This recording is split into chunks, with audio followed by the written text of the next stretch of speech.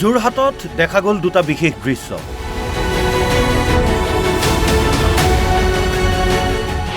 এফালে যদি গৌৰৱ গগৈক আদৰণি, আনফালে শৃংখল চলিহাৰ হুংকাৰ।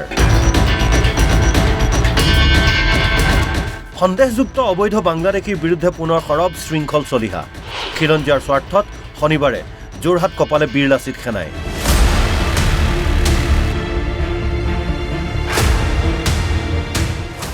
যোৰহাটৰ মাজমজিয়াৰ এই দৃশ্য চাওক।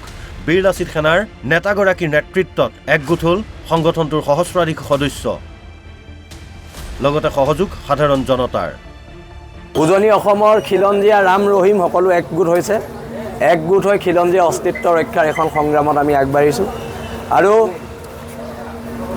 বীৰ লাচিত সেনাৰ এই সত্তাটোক হিন্দু আৰু মুছলমানৰ মাজত তুলনা নকৰিবলৈ আহ্বান জনাইছোঁ।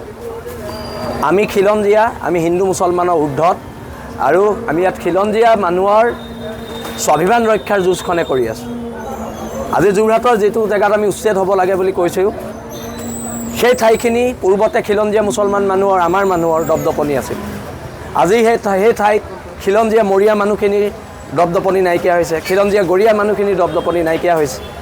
বাংলাদেশী মূলৰ মানুহৰ উৎপাতত তেওঁলোকে ত্ৰাহি মধুসূদন দেখিছে আৰু সেই মানুহখিনিৰ অস্তিত্ব যাতে বিপন্ন নহয়, সেই খিলঞ্জীয়া মানুহখিনি, গৰীয়া মৰীয়া মানুহখিনিৰ যাতে অস্তিত্ব বিপন্ন নহয়, তাৰ বাবে এইখন সংগ্ৰাম।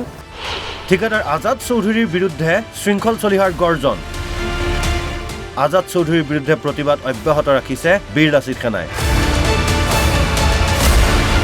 আনহাতে একেদিনাই গৌৰৱ গগৈৰ যোৰহাটত পদাৰ্পণ কৰাক লৈ সৰব হৈ পৰিল বীৰ লাচিত সেনাৰ নেতাগৰাকী। এইখন জাতি ৰক্ষা কৰাৰ সংগ্ৰাম। কোন আহিছে কোন নাই এয়া চাই আমি প্ৰতিবাদ নকৰোঁ। প্ৰতিবাদী শৃংখলে স্পষ্ট কৰিলে নিজৰ স্থিতি। আটাইতকৈ যিটো ডাঙৰ ৰেলী হৈছিলে, সেইদিনা যোৰহাটত নৰেন্দ্ৰ মোদী আহিছিলে। এতিয়া সেইদিনা যে আমি ৰেলীটো কৰিছিলোঁ, গৌৰৱ গগৈ মতে কৰিছিলোঁ নেকি?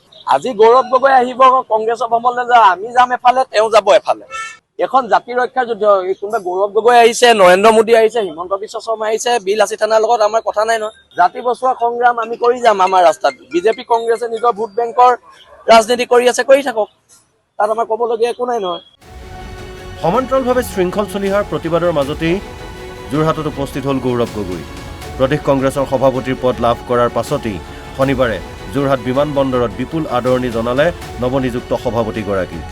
এই আদৰণি দেখি অভিভূত গৌৰৱ গগৈ। ঘৰলৈ আহি প্ৰয়াত পিতৃৰ ছবিৰ সন্মুখত তেখেতৰ আশীৰ্বাদ বিচাৰি আমি আৰম্ভ কৰিছোঁ।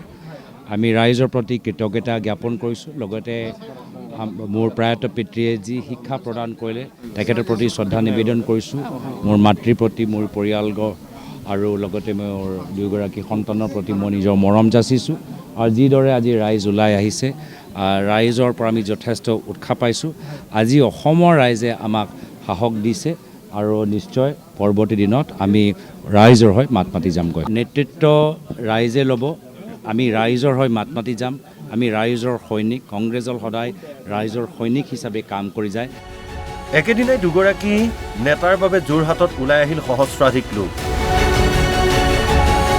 ভিডিঅ' জাৰ্নেলিষ্ট মেঘজ্যোতিৰ সৈতে যোৰহাটৰ পৰা পিংকু বৰাৰ ৰিপৰ্ট, NB নিউজ।